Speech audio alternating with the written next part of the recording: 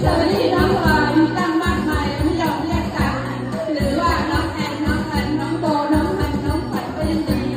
น้องเมย์ที่เท่ตายก็แล้วทำไมไม่เรียกกันเลยนี่น้องแฟนน้องฟิล์มน้องเฟิร์นเป็นอย่างบอกเอ้ยทำไมเราสักที